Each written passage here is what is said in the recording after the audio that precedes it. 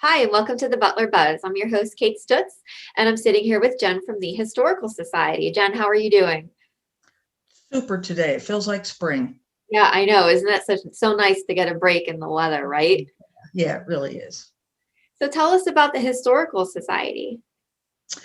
Like everybody else over the last year, we've been shuttered, not able to do any events or help researchers.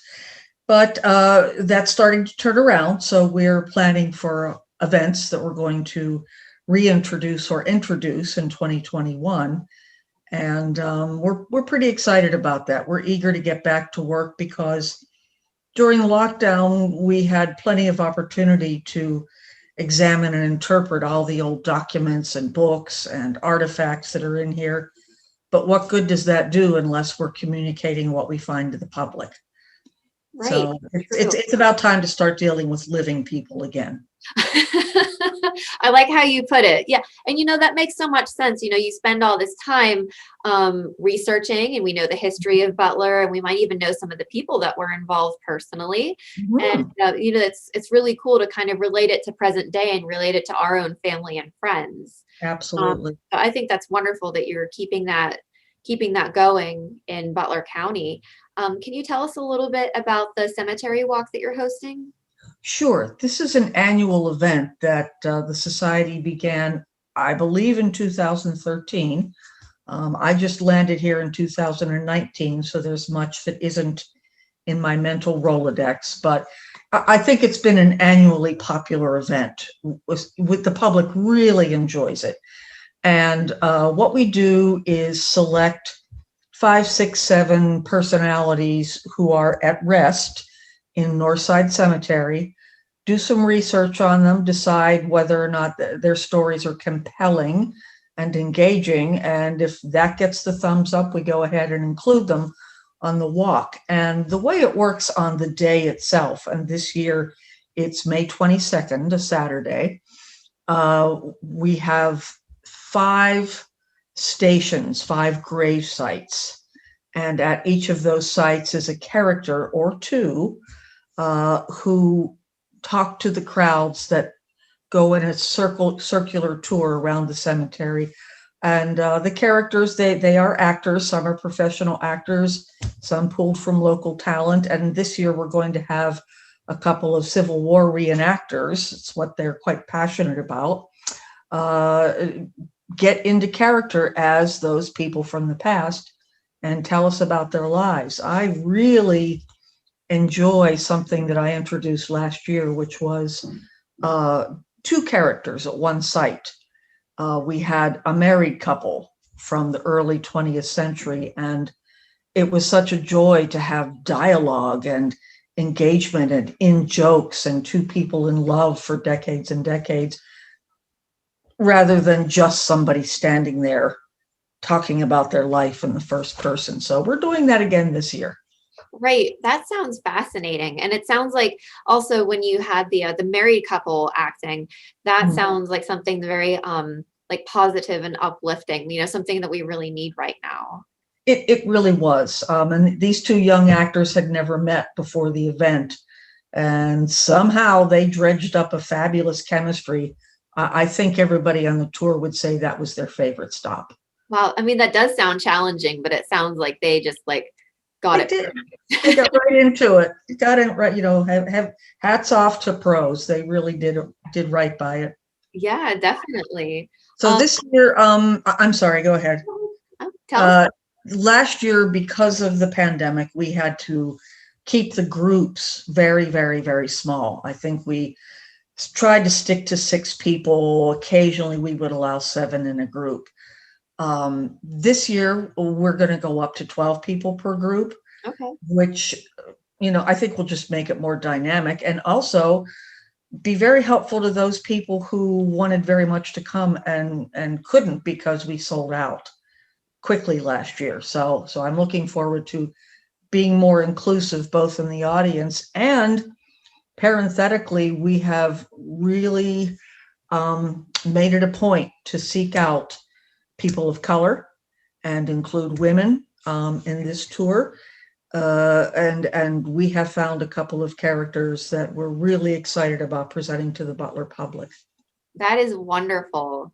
Yeah. Doing a lot of great things, not only for other parts of the community, but you're including so many people. So It's maybe high on our mission. We really, both the collections manager, Sarah, and I are very, very intent on making sure that everybody who comes to one of our events or comes to one of our sites can see themselves, can find themselves. right, and that's so important for them to feel not only welcome and included, but wanted. Oh, So yes, yes, that is indeed. really wonderful that you're putting that out there and setting a good example. Yeah. Okay, so before we go, can you tell us how we can best get in touch with you or sign up for this event? Absolutely. The best way to keep in touch with what we're doing, and we have an event scheduled every month between now and December, with the exception of August. And some of them are going to be quite fun, I think. Okay. So follow us on Facebook for all the latest updates, information, what we're doing, how to get tickets. If you don't do that or aren't online, give us a call here at 724-283-8116. Go to our website, butlerhistory.com. Or really following us on Facebook is an excellent way to keep up with how we're doing. And for members, we do have a newsletter, so it helps to join. Okay. Well, that sounds wonderful. Thank you so much for your time today. I really appreciate you. Thanks for having us on. I really appreciate it. Okay, well, good luck with everything, and I'm excited for you to get started again. Thanks. Take care. Thank you, Jen. We'll be right back with our next guest. Sending files, watching your favorite shows, adjusting your smart thermostat, calling mom. There's so much you can do today, it's amazing. But how do you manage all that new technology? Armstrong gives you control of your home network and all the entertainment that makes your world go round. If you need help, we're easy to reach for support too, by phone, web, or at our service locations. Armstrong is here to make everything work for you. Armstrong, keeping you connected. Hi, and welcome back. I'm sitting here with Jim from the Audubon Society. Jim, how are you doing? I'm doing great, Kate. Thanks for having me on. Yeah, sure. So I'm so excited to learn about the Audubon Society and some of your summer classes that you guys are hosting. That is really interesting and, something that we can learn about. Can you tell us a little bit about the Audubon Society? Sure. Well, the Audubon Society of Western Pennsylvania has been around for over 100 years, and we are an environmental education and conservation engagement organization. A lot of people know us for our facilities. We have Beechwood Farms Nature Reserve, which is in Fox Chapel, the Suck-Up Nature Park, which is in Butler, and Todd Nature Reserve, which is in Sarver.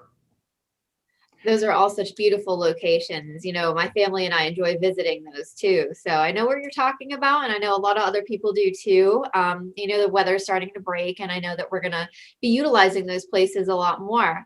Can you tell us a little bit about the new things that you're doing at these places? Sure. Well, we're always trying to do something new at all of them. And over the past few years, we've made a number of improvements and additions.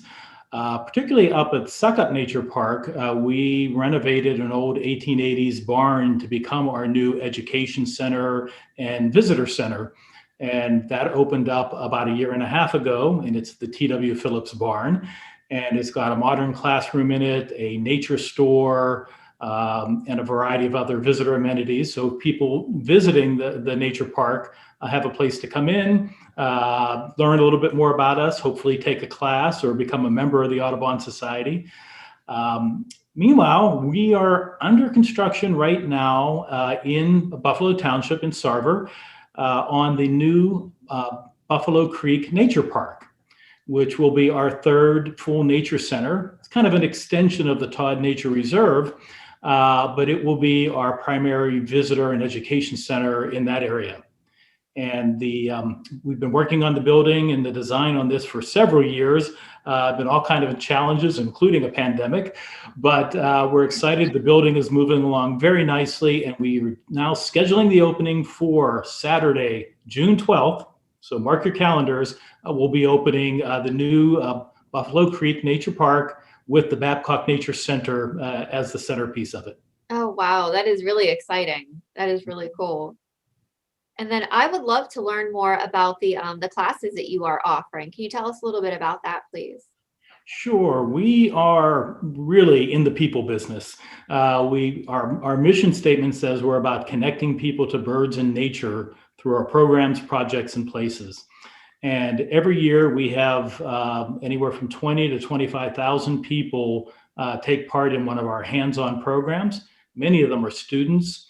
We work with a lot of school districts throughout Western Pennsylvania to help provide environmental education work. We are certified to do continuing education for teachers as well to help them integrate environmental teaching into the classes. Oh, wow.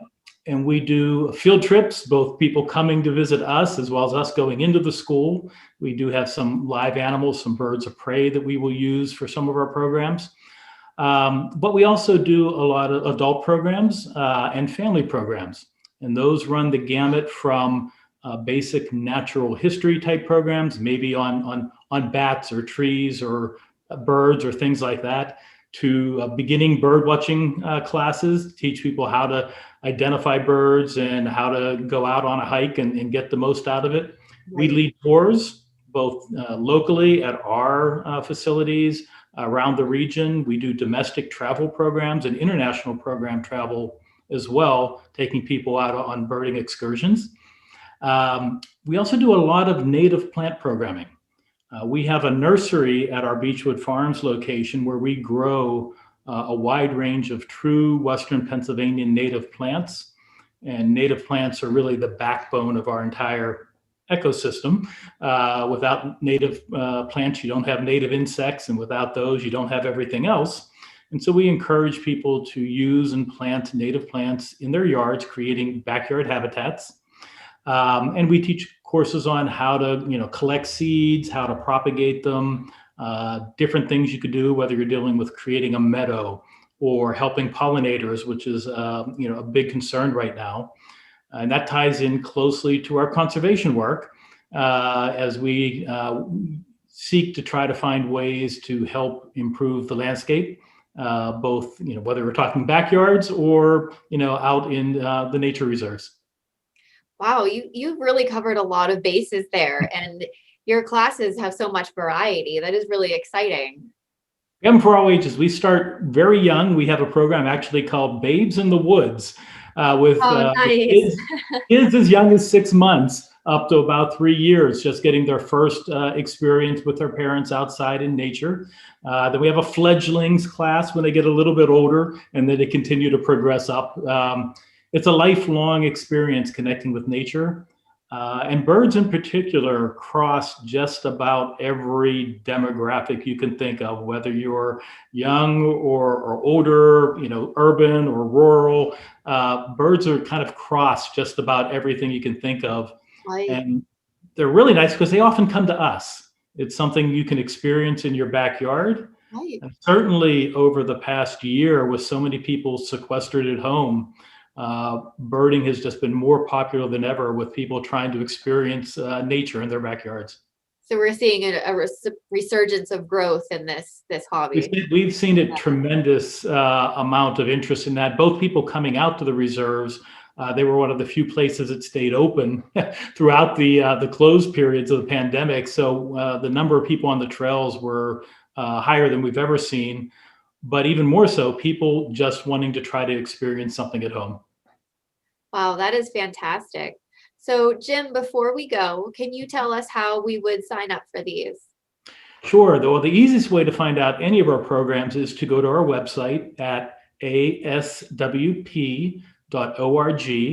And there you find our calendar of all the events and activities going on, everything from a short half-hour program or any of our distance learning and Zoom programs that we do, right up to the Master Birder program, which is about a 6-month-long course for people who are really trying to hone their skills.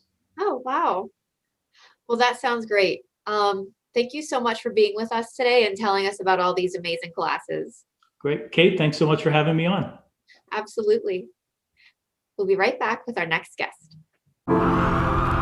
Your world can change in an instant. But what if this could have been avoided? With monitored smoke detectors from Guardian Protection, our 24/7 monitoring immediately alerts you and first responders when needed, because keeping your family and home safe is our #1 priority. Life is challenging, but keeping your family safe shouldn't be. Guardian Protection. Call 1-800-PROTECT and let us protect your world.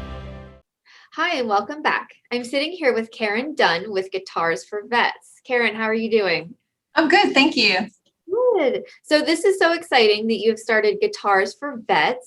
Can you tell us a little bit about the program and how it got started? So I am the chapter coordinator for the Butler PA chapter. There's chapters throughout the United States, and it was founded in 2007. I started my chapter in 2018. Okay.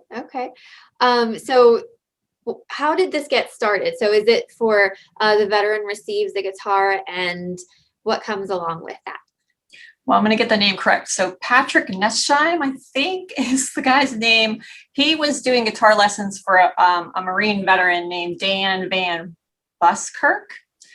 So when they were working together, the veteran had PTSD, and they noticed how well this worked for him. So they decided, to move further and see how they could help other veterans. So that's how Guitars for Vets was formed. Okay, so is it kind of like almost a therapy for veterans who have PTSD? Yeah, and we can use it for other things also. The main premise when they started was PTSD, but it would be music is healing for lots of people, whether you have any issues or not, right? So anxiety, depression, I kind of just talk to the veteran and see what it is that they want to work on. What's the guitar going to be the catalyst for them? Do they have, night terrors? So they get up in the middle of the night, they can grab their guitar instead of, other things. So it's really a great thing for a lot of our veterans. I've had really great feedback. I'm not musically inclined myself, so it is funny that I'm doing this, but as been a nurse for a long time, so I know that the shift that we're going to, trying to get away from just plain traditional medicine and incorporating a lot of complementary and integrative health. And this is really a great option for our veterans. Right. And, there's all sorts of therapy that can be said for, the arts. And this is one of them. So, you're just adding another tool to your toolbox while Yes. you're able to invest your time in music and kind of, get those symptoms under control at the time. So this is just wonderful that you guys are offering this now. So that is wonderful. Can you tell us a little bit about the guitar lessons that come with the program? Right. So the veteran, I do have a long list. So once they get to their turn to take the lessons, they attend weekly lessons. They're 1 hour each, and there's 10 lessons total. So the whole premise is they get a basis to learn to play the guitar. And of course, hopefully they continue on. So our instructors, I currently now have 4 instructors. So it's really awesome. I feel like I'm going to have a really great year. So even though, that bad word COVID has been really detrimental to a lot of things. Right. We had to stop our lessons for a while, and then we restarted them. And then I got 2 new instructors. So it's really great for this fiscal year. And going into the next year with 4 instructors, I'll be able to serve a lot more veterans. So once they complete their 10 lessons, they get the Yamaha guitar, they get all the accessories, and they're able to continue on, hopefully, in a group and one-on-one with somebody else, or just, doing their own thing at home. Sure. That sounds great. Can you tell us a little bit about how to go about signing up for this program? So depending on where the veteran is, there is another location in Pittsburgh. So that's about an hour north of Butler. So depending on where the veteran gets care, they could pick their location. So if somebody sees this and they live in another state, they can go on the Guitars for Vets website and look for a location. So they would just type, there's a map, and it'll show the chapters that are available. So they're not everywhere, and sometimes there's only 1 or 2, maybe in an entire state. But there are I think over 100 at this point chapters throughout the United States. So the veterans that do fall into the catchment area of Butler, just contact us. They can call the VA in general, or they can call me on my private phone. So just giving their information and kind of saying, hey, I would really like to use, this guitar lessons as a healing process for me.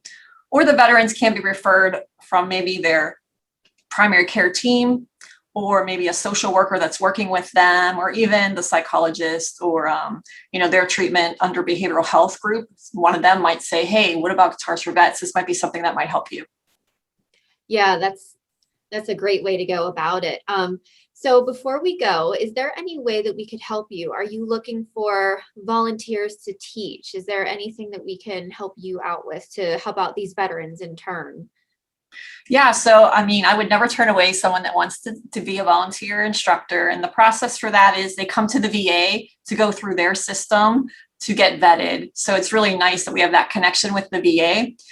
So they, go through the volunteer process. They do a little bit of paperwork. They do a background check for us so that the Guitars for Vets don't have to do that. And they get their fingerprints and things. And once that's done, they're a veteran or they're a volunteer through our program, and they can teach.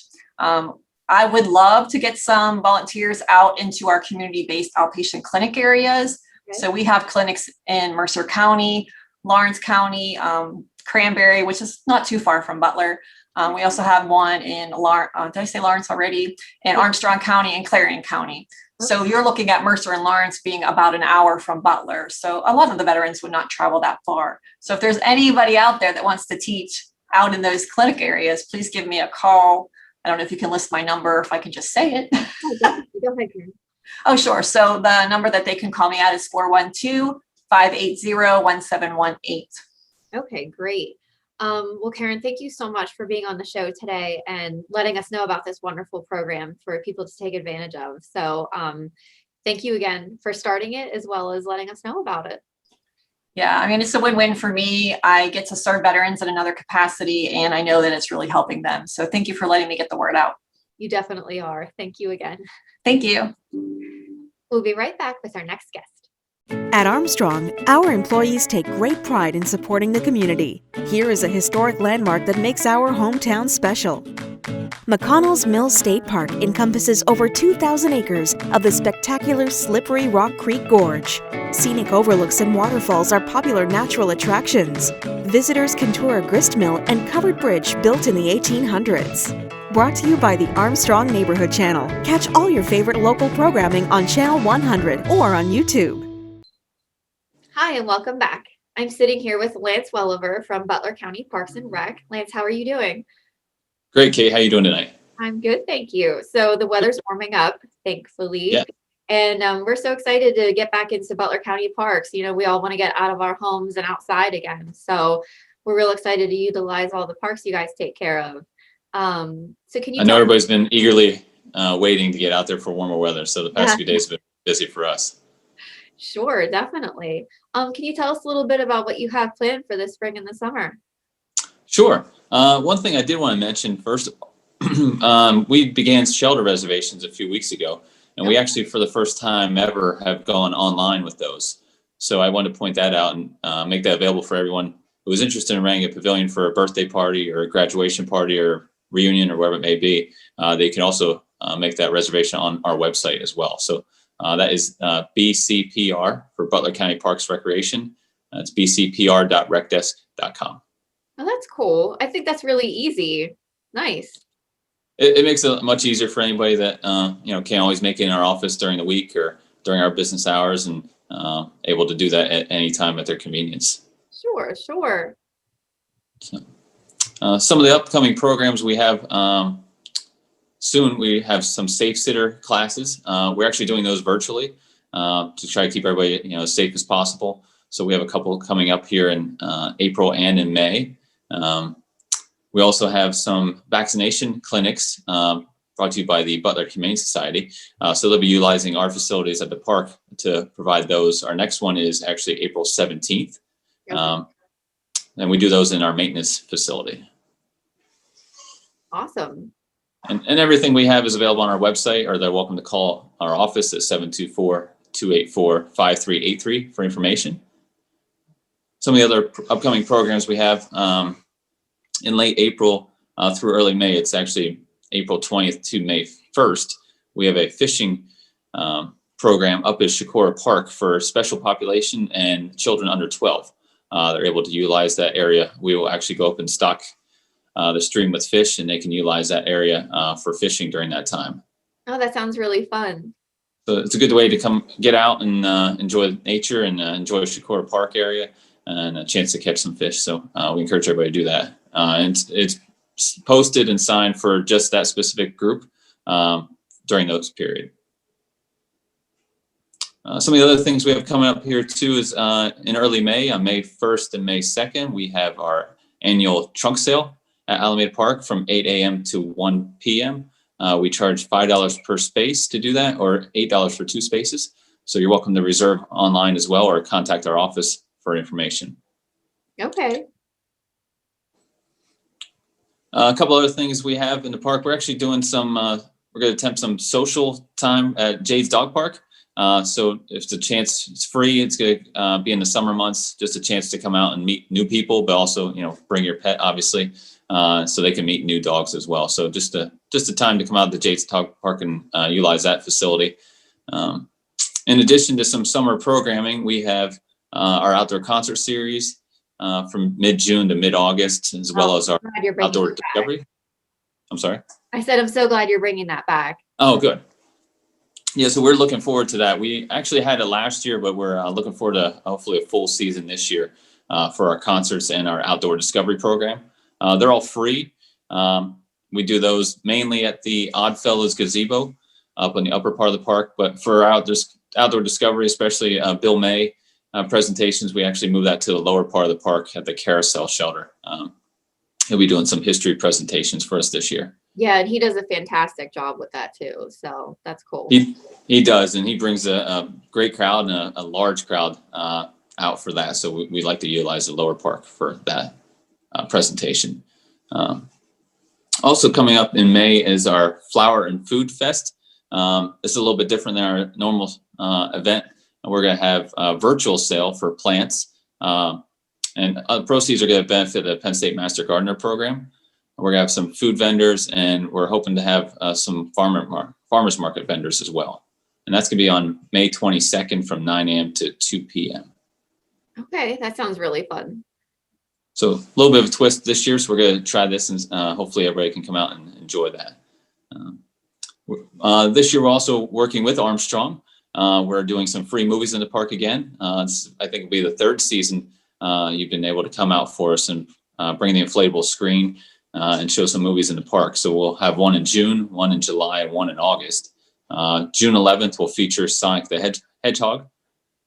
July 9th will be Trolls the World Tour, and August 20th will be Aladdin 2019. Oh, cool. That's a good family night. It is. They've been pretty popular. We use our multi-purpose field for those, and it's a good way to come out to the park low after hours and enjoy a movie with family and friends. One thing, we will be making some improvements to the Alameda Purple Playground in probably late May, early June.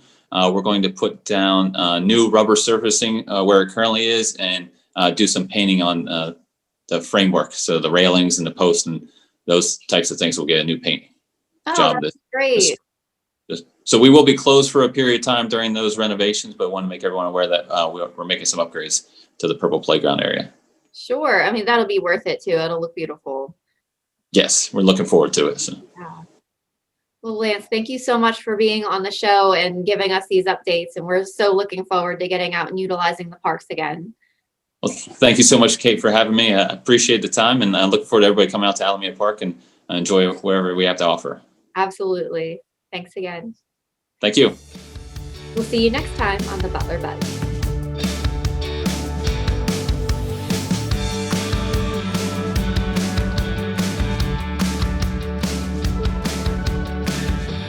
Hey there, Butler. If you want to see more from the Butler Buzz, click on the playlist button up here.